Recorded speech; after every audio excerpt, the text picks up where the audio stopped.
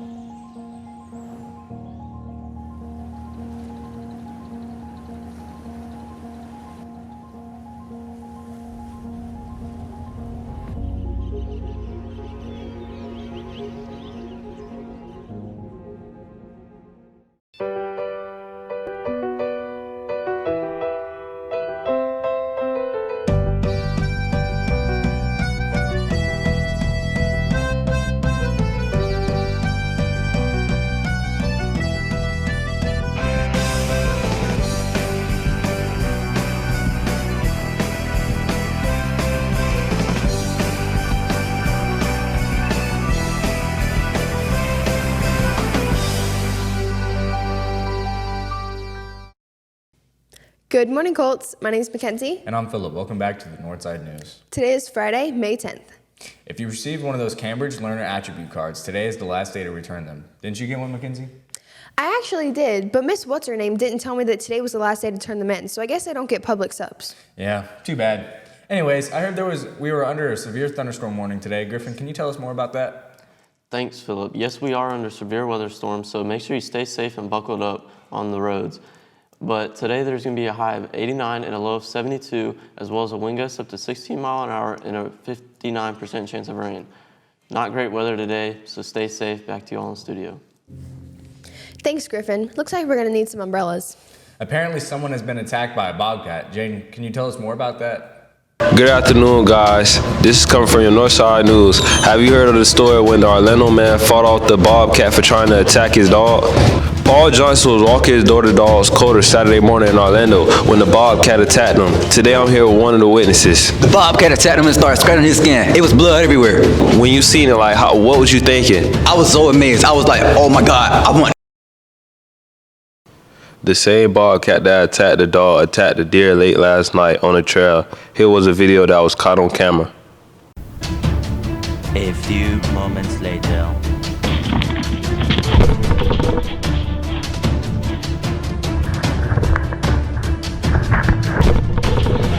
As you guys can see, the deer escaped. Hopefully the bobcat caused no harm to other animals.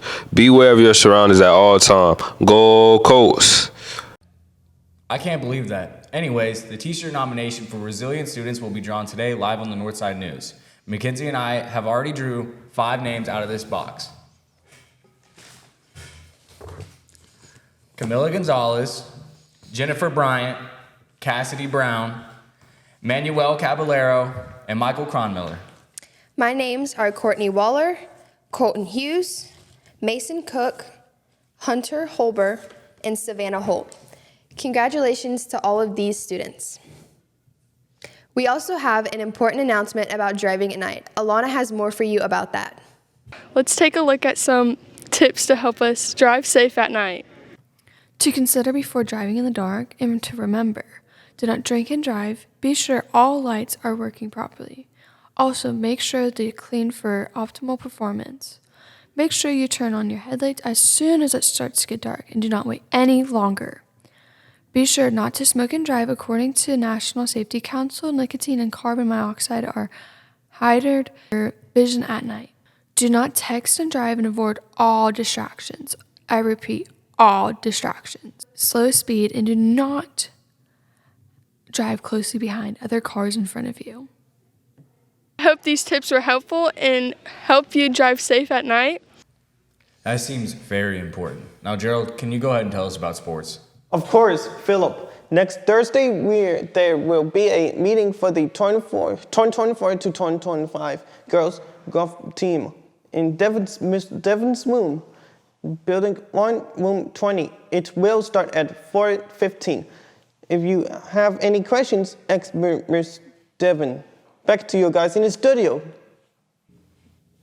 Thank you, Gerald. The invitations to the grade level award ceremony have been sent out to you via your school email. Make sure you're checking your emails daily.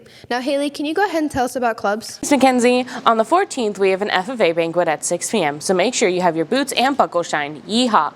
Be ready for an old-fashioned barn burner. And seniors, graduation is coming up quick. Senior sunset is happening on the 16th, and then senior picnic is on the 20th. Make sure you get your cap and gown so you can go to the graduation ceremony on the 23rd at 6 p.m. Tickets are on sale this week only for $2, sold during lunch, so make sure you buy them so your entire family can see you walk across the stage. That's all I have for you today. Back to y'all in the studio. Thank you, Haley. Today is the last day of Teacher Appreciation Week, so let's celebrate our favorite teachers one last time.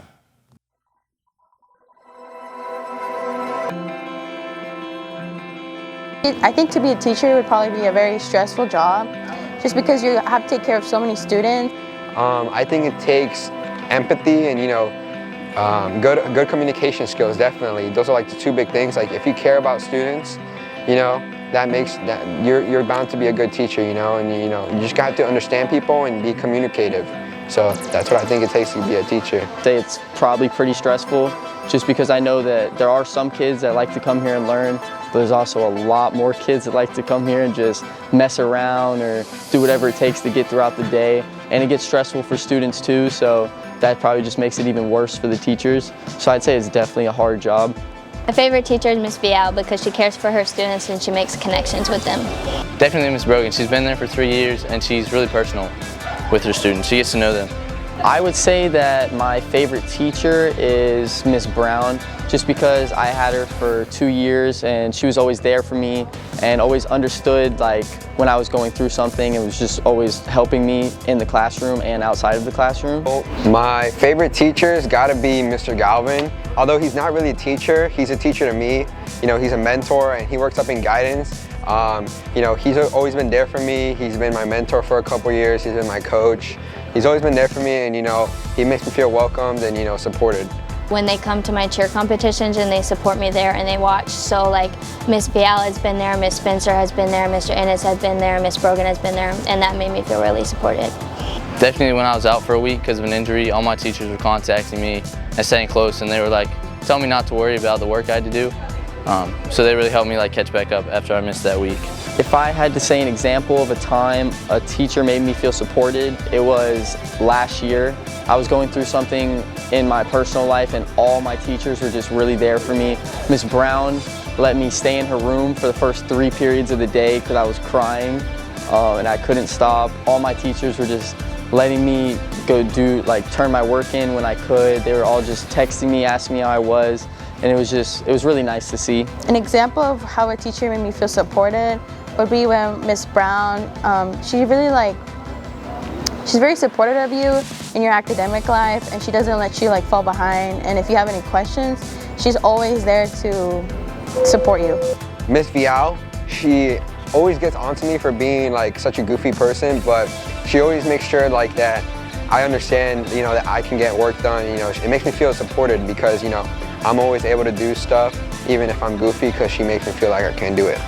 What makes a good teacher, like I said with Miss Vial, why she's my favorite teacher is she forms connections with them. So I think if you go beyond just being their teacher and you actually show you care about them, I think that's what makes a good teacher.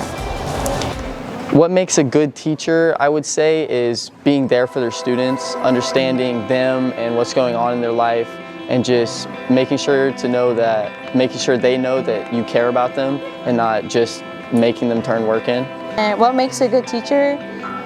In my opinion, a good teacher is someone who cares for their students, not only their academic life, but their personal life too. And they really go the extra mile for their students just to be well taken care of, because some students don't really have a great personal life. So what makes a good teacher is making sure they understand each student individually. Most teachers just try to teach a class overall, but I think a good teacher is one teacher that understands each student individually and how each student has a different personality and whatnot. So yeah. And then what do you think it's like to be a teacher? Probably pretty stressful because there's a lot of great students, but there's a lot of students that make it hard. And so kind of a great teacher can keep a level head and just be confident and get to know their students. My most memorable moment with a teacher was with Miss Brogan when she was my cheer coach, and she decided she wanted to base me for a lib stunt one time. And I was a little nervous at first because she had no stunting experience. I was like, a little nervous. But then we did it, and she did it great, and then we got down from the stunt safely, and then she was like smiling, and that was probably my most memorable moment with her. And I'd say my most memorable time with a teacher is when Miss Brogan was in the running for Teacher of the Year, and the county came to interview her, and we were all in her room, and they were congratulating her, and it was just a really beautiful moment. She was crying, we were all giving her a huge hug, and it had some great pictures with it, and it was just a really good moment. My most memorable moment with a teacher would be, it's not really like academic, but during Co-Olympics last year, Chloe Benson and Miss Brown went at it in sumo bubbles, and it's just really funny. My most memorable moment with a teacher would probably have to be with Mr. Innes when he sends me out the classroom and he calls me childish because although I am being childish, he himself is being childish because he sent me out the classroom. So that's my most memorable moment with a teacher because I think it goes both ways, but he's a pretty good teacher. And then my most memorable moment with the teacher, we all sang happy birthday one time. In 6th period with Miss Vial, we're sitting there, and there was a whole chorus going out in the hall.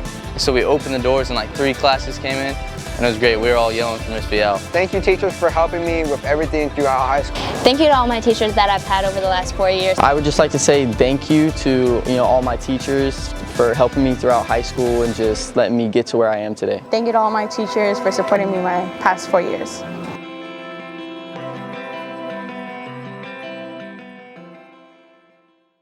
Thank you, teachers. We love you guys. Today's quote of the day is from Miss, what's her name? Don't take your foot off the gas these last few weeks. You need to work harder than ever before. And with that, that's a wrap of the Northside News. But before we go, let's make sure we're abiding by our school slogan. Please remember to always do what's right. Do your best. And treat others the way you want to be treated. I'm Mackenzie. And I'm Philip. Have a great day and go Colts.